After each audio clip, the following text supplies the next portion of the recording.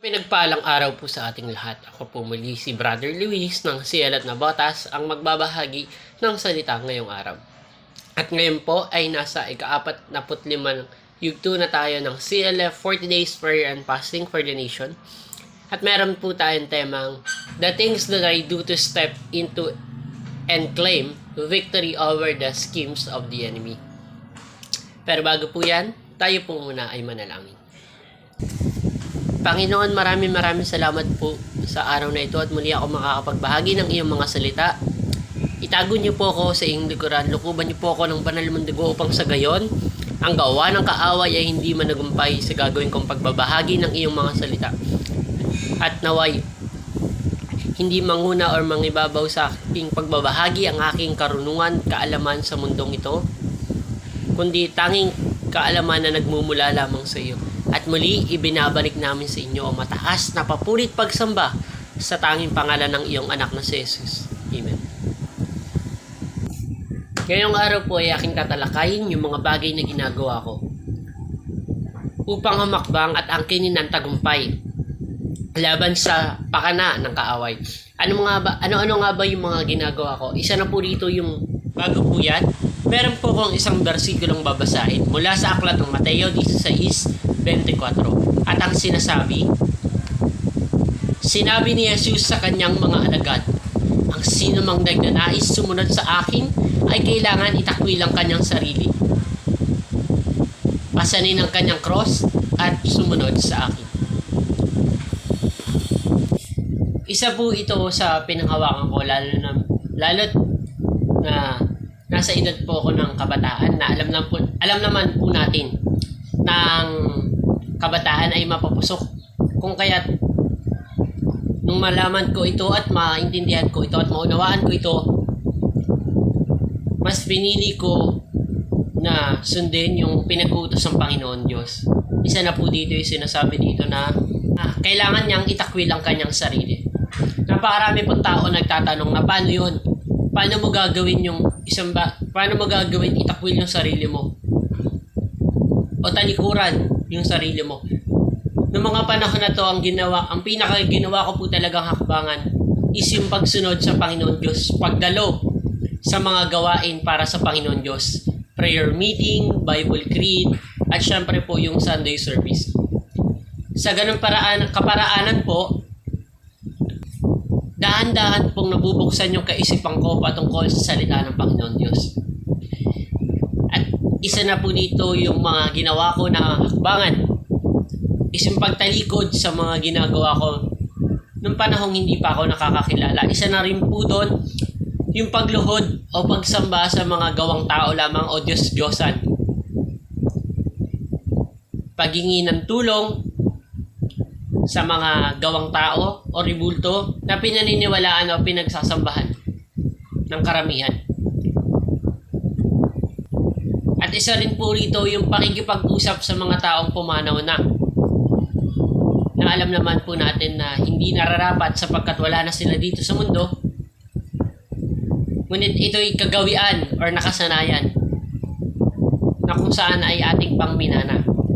Na kapag may problema tayo, nahihirapan tayo, sinasabi natin o nagpupunta tayo sa puntod ng pumanaw nating mahal at sinasabi natin, ikaw na ang bahala, gabayan mo ako, wag mo akong pababayaan, ikaw nang bahala sa kung anong problemang dinadala ko ngayon, alisin mo yung problema sa buhay ko. Yung mga ganong bagay po na humihingi tayo ng tulong sa mga taong pumanaw na. Ngunit hindi natin nauunawaan na ang pakikipag-usap sa pumanaw na ay hindi magandang kagawian. Sapagkat ang pumanaw na ay nararapat lamang na patahimikin na yung kanilang espiritu. Ngunit atin pang ginagambala dahil lamang sa ating nararanasan na problema o suliranin sa buhay. At isa rin po rito yung mga ginawa ko noong mga panahong hindi pa ako nakakakilala. Kada may problema ako, nagpupunta ako sa isang simbahan, lumuluhod ako mula sa pintuan hanggang sa altar na kung saan nakalagak yung rebulto na pinaniniwalaan ko noon. At habang nakaluhod ako, lumalakad ako papunta sa altar at sinasabi ko na, Panginoon, ikaw na pong bahala. Ipinagkakatiwala ko na sa inyo. Sa pangalan mo at sa mga santo na naroon pa. Halos lahat po ata ng santo na itawag ko na para lang malampasan ko yung suliranin na pinagdaraanan ko. Maging yung mga patay ko ng kamag-anak, yung mga sumakabilang buhay na kaibigan, pamilya, natawag ko na upang gabayan ako para matapagtagumpayan kung ano man yung suliranin na pinagdaraanan ko. Ngunit bandang huli, wala naman nangyari.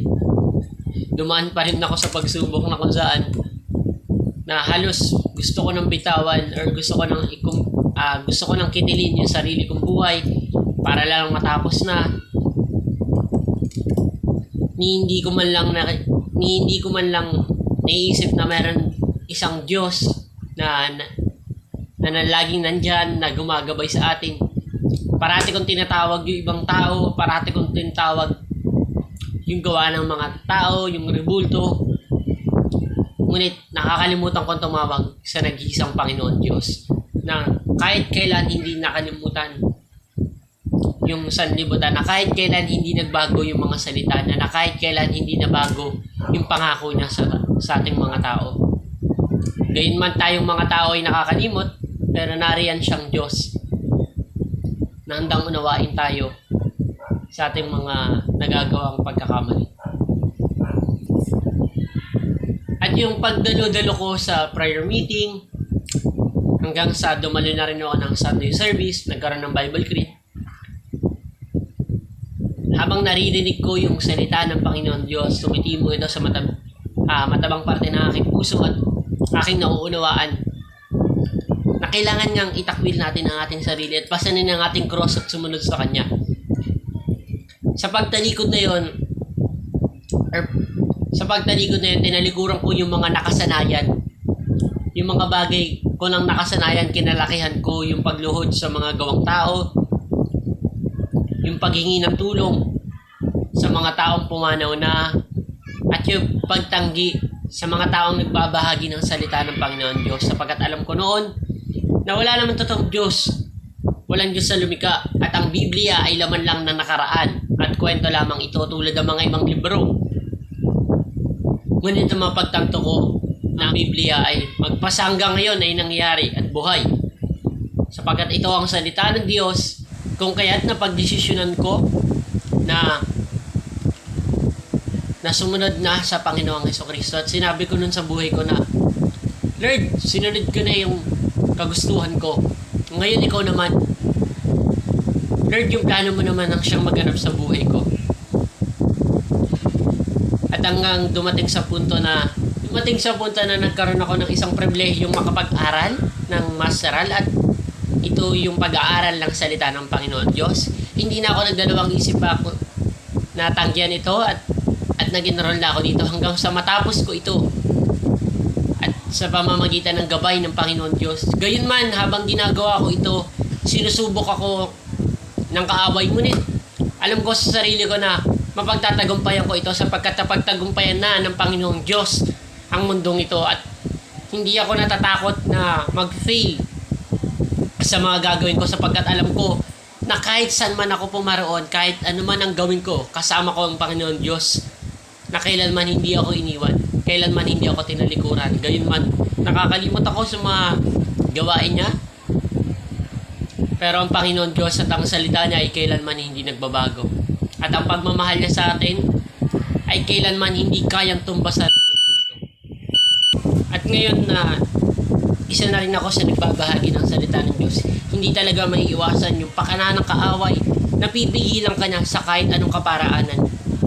Sa pagbabahagi ng salita, nariyan yung may mga taong hindi talaga makikinig sa'yo, may mga taong makikipagdebate pa para lang patunayan na hindi totoo yung binabahagi natin at pawang ito ay kasinungalingan lamang. Ginagamit talaga ng kaaway yung mundo, or yung mga, lalo na yung mga taong nakapaligid sa atin. na hindi natin alam, tulad ng hangin na saan ito nagmumula o saan ito paroroon. Makakasalamuhan na lang natin sila. Ngunit bilang lingkod ng Panginoon Diyos, nananatili pa rin ako at naniniwala ako sa mga pangako niya, na kahit anumang kaharapin ko, kahit anumang dumating na suliranin, mananampalataya ako at mananatili yung pananalig ko sa ating Panginoon Diyos, at naniniwala ako na may plano ang Panginoon Diyos para sa ating lahat na nandito. At nais ko rin ibahagi yung mga katanungan or naging tanong sa akin, lalo na nung nagsisimula pa lamang ako, na sinasabi nila na hindi ka ba natatakot sumunod sa Diyos na pinaglilingkuran mo, na kung saan mapapahama ka lang, darating yung napakaraming problema sa'yo. Sapagkat napakaraming nagsasabi na bakit kung kailan pa ako sumunod sa Panginoon Diyos, doon pa ako nagkaroon ng napakaraming problema, doon pa ako tinumbakan or nagkaroon ng mga suliranin. Nung una, hindi ko rin po alam kung paano ito sasagutin or paano ito masasagot. Ngunit nung ako na mismo nakaranas ng pagsunod sa Panginoon Diyos, ang tanging sinasabi ko na lamang sa mga tao na nagtatanong ng ganong katanungan, na the more na sumusunod ka sa Panginoon Diyos, inaalis ng Panginoon Diyos yung mga masasamang bagay or yung mga hindi karais-nais or karapat-dapat para sa iyong buhay. Sapagkat nililinis ng Panginoon Diyos ang ating buhay, inaalis niya na yung mga hindi na nakakatulong or nakakalugod sa Kanya or hindi makakatulong sa ating buhay. Kung kaya't ang pakana ng kaaway ay parating nariyan para sa atin.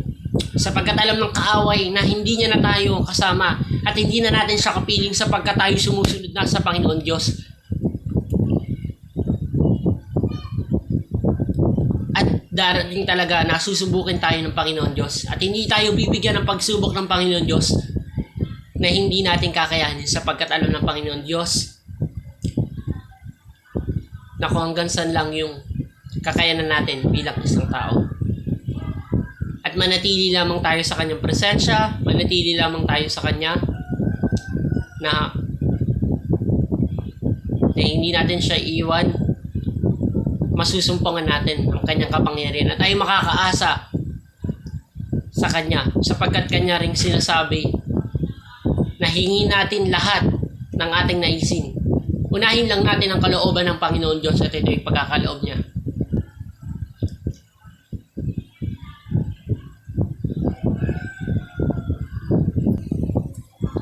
At nais ko lamang din pong ibahagi yung apat na bagay na ginagawa ko na paulit-ulit ko rin ibinabahagi sa mga mentees ko. Una, magkaroon po tayo ng pangarap na kasama ang ating Panginoon Diyos. Pangalawa, maniwala po tayo sa pangarap na kasama natin ang Panginoon Diyos, sapagkat napakahirap mangarap kung hindi natin pinaniniwalaan yung pangarap natin. Pangatlo, magkaroon po tayo ng pananampalataya.